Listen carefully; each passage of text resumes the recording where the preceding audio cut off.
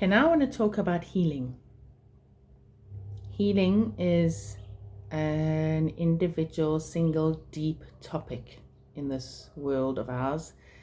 Healing is a vast understanding in not only do you heal wounds, then you need to recover, and then you need to rebuild yourself.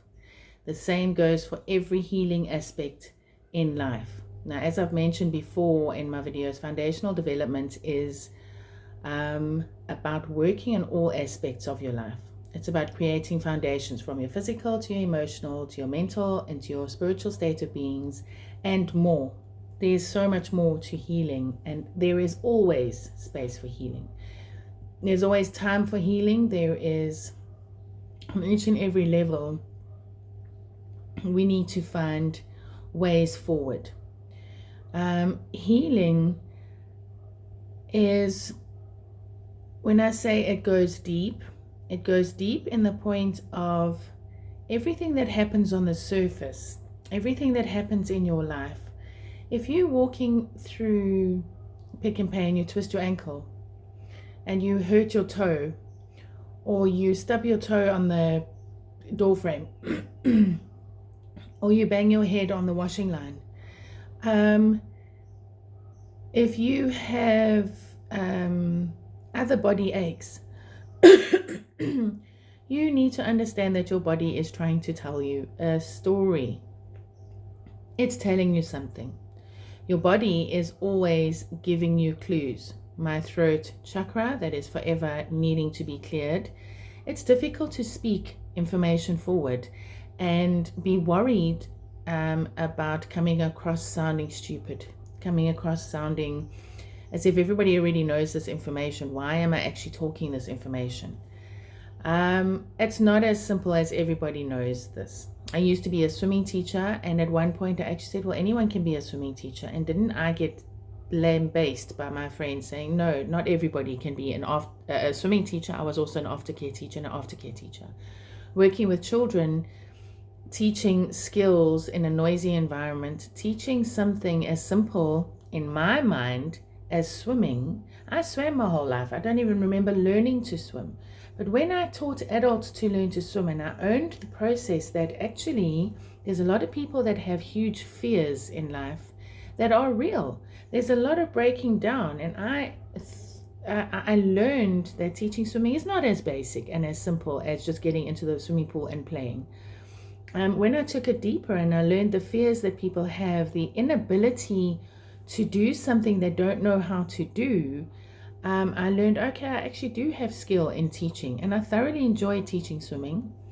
I thoroughly enjoyed being an aftercare teacher with children and working with them, teaching them different ways of being and how to behave better or play games, how to move their bodies in certain ways. I love teaching sport. I love teaching people who don't know how to learn how to, people who can't to can. Now, healing is that's what healing is actually all about. So healing is about learning to become better people, learning to become less controlling. If you're a control freak and you've got your whole world organized and you think that's okay, is everybody around you happy with your controlling abilities, the way you control a situation? Being super organized, yes, that can be wonderful in one area. Sometimes you can be over organized. There's healing processes in that to kind of balance out the need to have to control every situation, every person, every aspect in life. Learning to surrender is really rough for many people. To sit back and allow processes to unfold, this is a healing process. Learning to become more arrogant, to become more controlling, is actually healing. Learning to understand your ego from soul, ego behavior to soul behavior. Very different behaviors, very different understandings, very different energetic pools. That's another topic I'll talk about, is energy. But healing is a very vast topic and a very vast subject. We've got people with anxiety. You go to a psychologist, you go to a psychiatrist, people go onto meds because it becomes too overwhelming in this world to learn how to process and deal with the world around them. So the input of what comes in, for some people, it's a very simple process to deal with, and they can't understand why another person's having a problem with given scenario. And my job with foundational development is helping you to understand that it's not as obvious, it's not as simple, it's not as easy to just, for example, climb a tree. It's not as easy just to jump up and jump over a tile on the floor. I'm looking at my tiles and I'm thinking, I remember when I was doing Kung Fu once, I did do Kung Fu, and I had to learn to jump over four tiles. That was huge for me. I had to start with 2 tiles, and then you grow to 3 tiles, and then you take a run up and you jump over 4 tiles. Then you learn to stand still and jump over 4 tiles. These are healing processes, but it can be a huge anxiety to have to learn a new skill. Anything new to anybody, to most people, is scary. There are very few people who would come in with a new skill or something new and go, okay, fine, I'm just going to do it. Those people are quite advanced in their understanding of life, actually. When you're coming up from a down phase, you've been down and out, you've been a recluse, you've been depressed, and you step out into the world and you look around you and you think, I've got to walk into the shops and I've got to go shopping again. You know, during COVID time, I didn't go out for quite a while. My husband did the little popping ins. When things are different and things change, I even get a little bit anxious and I think, it's quite a process to step into Pick n Pay again. I haven't been there for 6 weeks. Now I must go and buy the milk and the coffee and the butter and bread. Okay, and I've got to wear a mask. Don't like that. It was quite a process, but it's all in healing and saying, okay, it's a new experience. What are we going to do? Are we going to step out there or are we going to hide away from it? Anxiety, facing your anxiety. We've been talking partly about anxiety, but anxiety as a subject is huge. It's massive. Walking into a place and asking a question for directions. I'm lost. Please tell me how to get here. You don't know how a person's going to respond. And many people are in fear of what actually happens.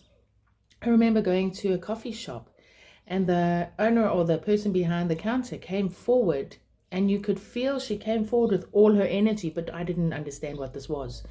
It was just, she's just very open and very inviting and bringing you into her space, and you kind of like backtracking. You don't even know why. You're like, I don't want to order coffee anymore. Why? Because her energy kind of countered mine, and I had to feel this engulfingness, and I don't even know if that's a word, and still ask for coffee as if I was very confident. Confidence itself, you have to heal and learn to grow and become confident.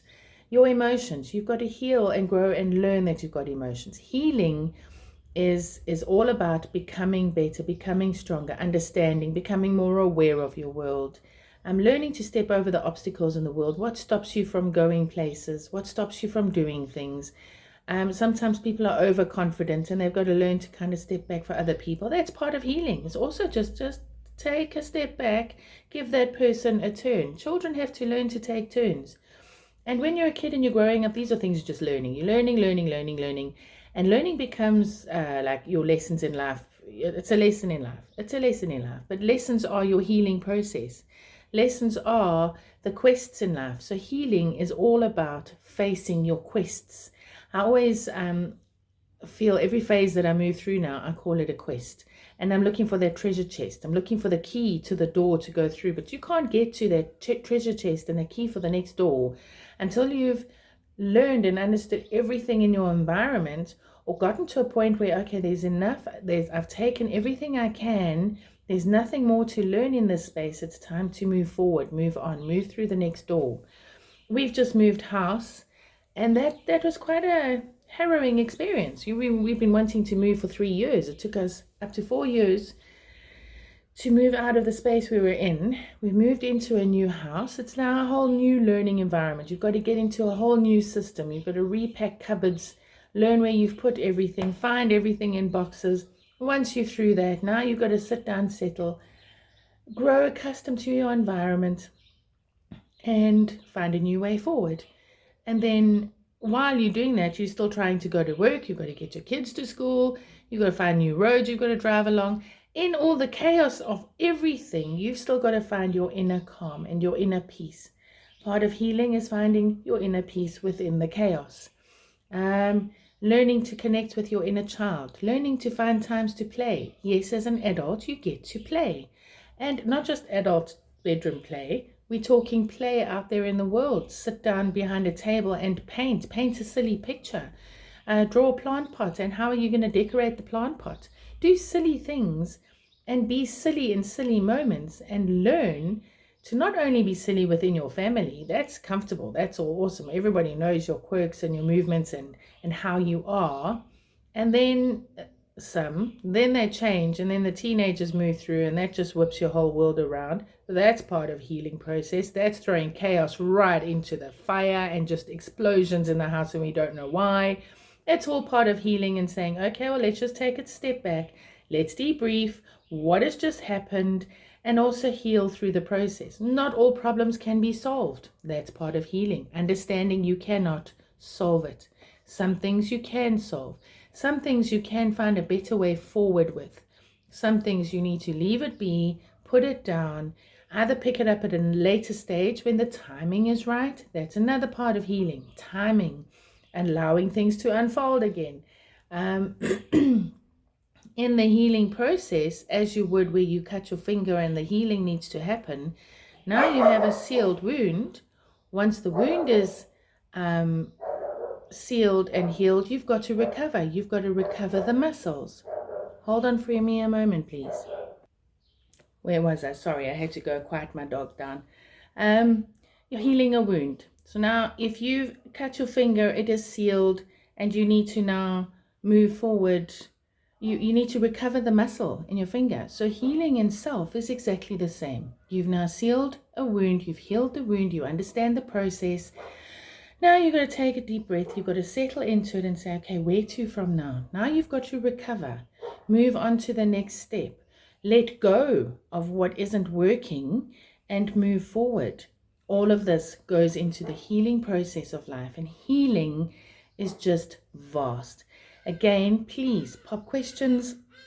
Anything you want to know more about healing, pop a question in the comments. And please allow me to come through and help explain it. Let's break it down.